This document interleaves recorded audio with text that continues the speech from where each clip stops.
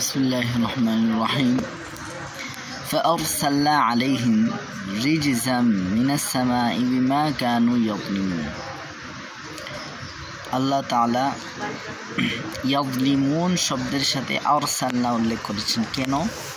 কারণ ফাআনজালনা আলাল্লাযীনা যালামু, এই আনজালনা আরসালনা, আনজালনার চাইতে আরসালনার ভিতরে শক্ত অর্থ রয়েছে।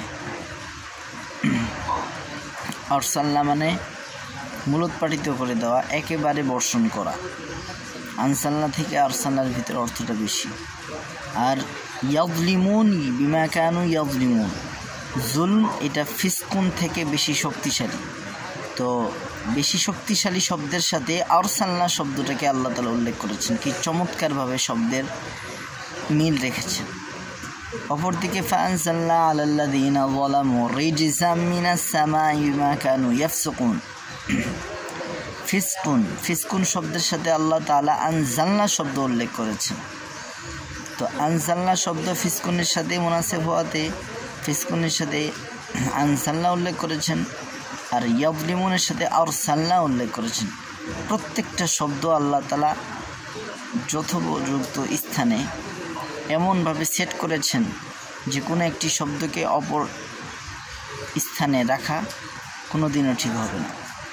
এরপরে আল্লাহ তাআলা বলেন ওয়াকুলা মিনহা রাগাদান হাইসু শিতুমা, নিচের আয়াতে ফাকুলু মিনহা হাইসু শিতুম রাগাদান, ওয়াকুলা মিনহা রাগাদান, এখানে রাগাদান শব্দটা আগে। প্রচুর, তোমরা জান্নাত থেকে যেখান থেকে ইচ্ছা প্রচুরভাবে আহার করো,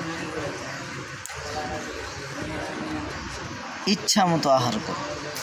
ফাকুলু মিনহা হাইসু শিতুম রাগাদান, দ্বিতীয় আয়াতে রাগাদানটা পড়ে। কেন? কারণ রাগাদানটা জান্নাতে ইচ্ছা মতো হবে, প্রচুর হবে, যেমন ইচ্ছে তেমন হবে। এটা জান্নাতে। দুনিয়াতে যেমন ইচ্ছে তেমন খাওয়া যায় না। পেট ভরে গেলে আর খাওয়া বন্ধ, আর কোনো খাওয়া যায় না, আর কোনো একটি দানা খাওয়া যায় না। কিন্তু জান্নাতে এমন হবে না।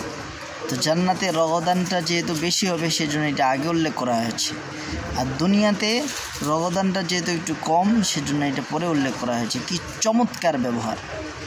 আল্লাহ তাআলা আমাদের কোরআনের প্রত্যেকটি শব্দ এইভাবে বোঝার তৌফিক দান করুন।